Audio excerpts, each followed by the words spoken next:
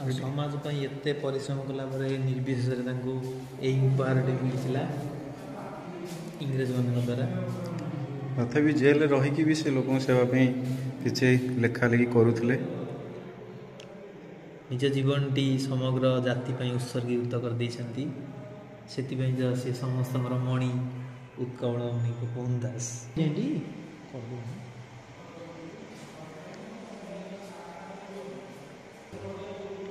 ये अंतिम यात्रार समय जो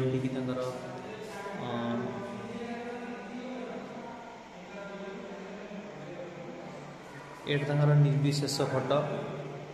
जो भाई बंधु कुटुंब मैंने चिरनिद्रा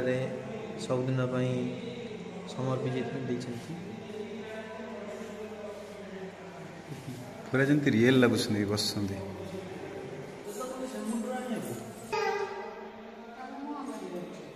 ये 1919 मसीह मरुड़ी समय लोक मान दुख दुर्दशा निजक सामिल करने सेवा करते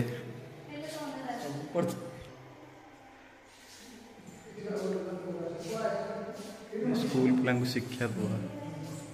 समाज कार्यालय कटक ये पट्टचित्र आम देखिपर जो साधारण लोक मैंने इंग्रेज द्वारा निर्यातित हो फाँसी दंडादेश दंडित होते से लड़ई उत्सर्गीकृत होते गोपबंधु दास से राजा श्रीरामचंद्र भंजदेव सहित सम्मिलनी करपर राज्य तथा देश को स्वाधीनता देवे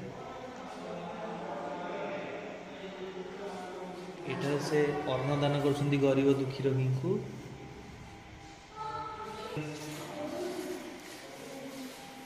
ये अर्खा चलाउथिले एठारे जाति तथा राज्य किसी लेखा लेखि कर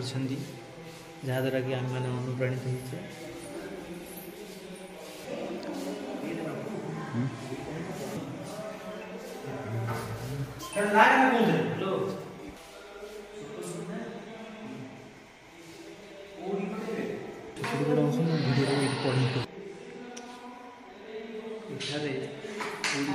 अशिक्षार दूरीकरण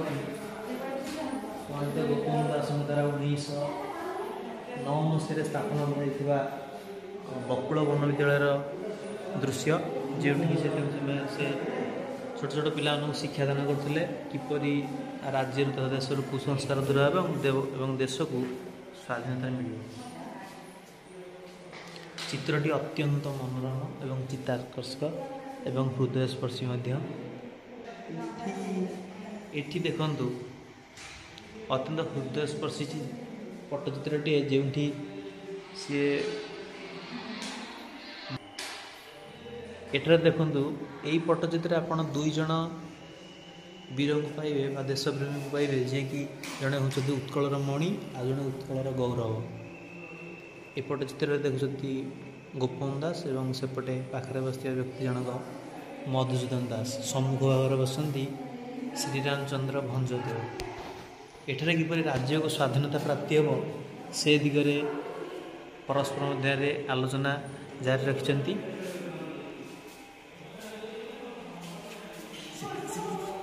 जहाँ भी हो